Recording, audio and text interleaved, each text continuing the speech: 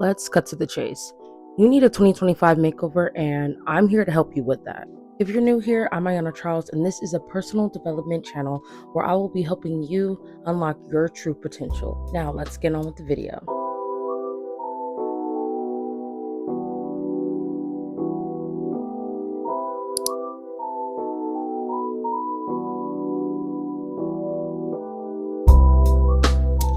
So before we get into your 2025 rebrand, let's take a moment to reflect on the past year. So we're going to get into the first part of the video, which is reflecting on the past year. It's important to reflect on the past year because it can help you learn and grow. Some things to reflect and ask yourself can be habits. What habits helped you and what habits may have not helped you? People, what people are staying, what people are leaving, and maybe what are some people that you may need to take a step back from. Your savings, spending habits. Do you have a savings, right? It's coming to the end of the year. Do you have a savings? And spending habits, right? If you don't have a savings, maybe you need to reflect on the past year and ask yourself, what have your spending habits been? What are some things that you could do to maybe change that moving forward into the new year? Your health, hygiene, is that in order? Do you need to see a doctor about anything? Do you need to go to a dentist? Is there anything that needs to be improved in that part? Mental health check-ins. Asking yourself, what is draining you? What has been draining you? Social media detox. Do you need to get off for a bit? Is there, just too much going on social media? Is there people that you maybe need to unfollow before the new year? And overall, what are you proud of? But also, what would you probably change? Once you know these things, this will help you in the next part of the video, which is setting clear intentions for 2025. So let's talk about why setting intentions matter. See, everyone has a New Year's resolution, right? Having a goal, wanting to have it done by a certain time, and having that all or nothing mindset. But when you set intentions, that's more about building the mindset to help you achieve the goals. So what I want you to do is close your eyes and I want you to visualize the best version of yourself. What are they doing? How would they feel? What does their day-to-day life look like, and what are their habits? Now look, you don't want to overwhelm yourself. You're probably going to have so many different goals that you want to achieve, okay?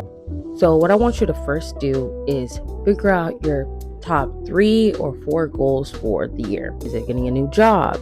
Strengthening relationships? Is it money? Health? Going on a vacation? Furthering your education? You need to figure out those things so that you can start making a plan and budgeting for it. But of course, still be realistic. Another thing that you could do is dedicate 3 or 4 months to focus on each goal if that helps. So maybe the first 3-4 months of the year, you could focus on saving money and maybe spending time with family. The next 3 to 4 months, maybe you could work on your health, making that a priority, exercising more, meal planning and meal prepping. And then maybe the last 3 to 4 months, you could use that to pour into yourself, maybe buying yourself some things that you've been wanting. And remember this, yes, unexpected things does happen, but you could plan your year, and with discipline, your goals can be met. As long as you try to stick to the plan and not go off of your feelings, and you, like I said, stick to the plan, things should be okay, because remember, feelings can change. Okay, so now it's time for part 3, which is rebranding yourself. Now look, rebranding yourself isn't just about changing your image, but about aligning your actions, mindset, and values with the person that you want to become. Rebranding yourself starts with your habits. And when you focus on that, everything else will fall in line. So look, I know you want that makeover. I know you want to get the clothes. I know you want to get your hair done, get your nails done, and all those things. But how can you really feel good if you're out of shape, you're eating 3,000, 4,000 calories a day, your credit isn't good, and you have no money saved? You're worried about all of the wrong stuff. So let's talk about the key areas you should focus on. First, we're going to talk about your mindset. So next year, you need to shift your mindset to a growth mindset, believing that with time and effort, things can change with the more that you do and learn. I know some things seem impossible, but next year, no more of that. What you need to focus on is how you can do and learn more to make this happen. So have a positive mindset. When you're positive and you put that out, more positive things come to you. So Take challenges head on and view them as learning opportunities. Now, the next thing you want to work on is your habits. Focus on replacing habits with ones that align with your 2025 goals. If you're trying to lose weight, then maybe that means cutting out alcohol, no more hibachi nights with the homegirls, waking up early, even just waking up 30 minutes to an hour earlier than what you already do. Maybe that means being more organized and planning out your day. Next is time management. Look, time is the one thing that you can never get back, so spend it wisely. In 2025, what you need to do is focus on what matters the most. Remember that you are the sum of all your habits. And remember that your habits really is just what you choose to do with your time. Look, I know we all have setbacks and that's fine, but as long as you keep trying, you will be okay. Maybe today you woke up late and didn't clean up, right? That's okay. There's always tomorrow. All you need to do is the next day, try to wake up even, like I said, 20, 30 minutes earlier, and even cleaning up just for 20 minutes. That's good enough. Remember that the more evidence you have of something, the easier it'll be to do it and to believe that you are that type of person. If you want to be a clean person, make time to clean. You want to be an artist? Make time to do your art. You want to be a healthy person? Make time to exercise and make time to meal prep and meal plan. And the more you do it, the easier it'll be to do it because that'll become who you are. Now, for the last thing, which I know you guys are probably waiting for, is appearance and style. After you've worked on the most important areas, now you can focus on this. What I suggest is going on Pinterest, creating a board, and adding all the outfits and things that you want to kind of look like onto that board. Another thing I suggest is making a wish list. So instead of automatically buying all those things that you want, make a wish list, write those things down, maybe just add the stuff to your cart online, right? And then maybe if you want, each week putting up a certain amount of money specifically for shopping, right? It could be $30 a week.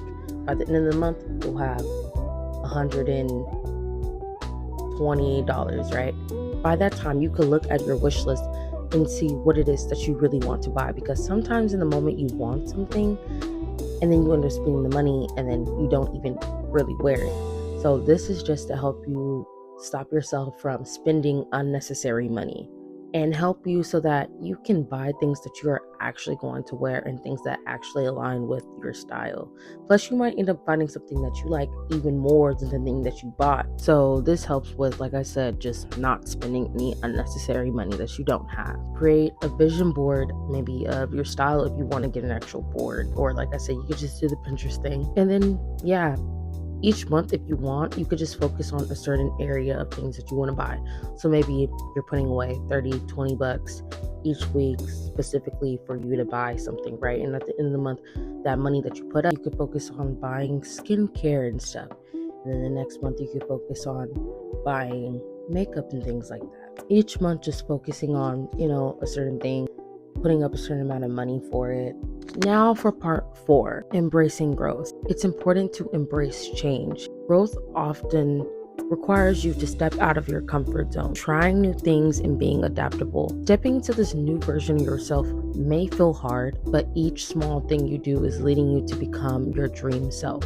And remember that failure isn't something to fear, but just an opportunity for you to learn and grow. And setbacks can teach us valuable lessons if we embrace them. Remember that transformation is a journey, not a destination. Consistency is key, and it's okay to stumble along the way. Now for part 5, which is your action plan for 2025.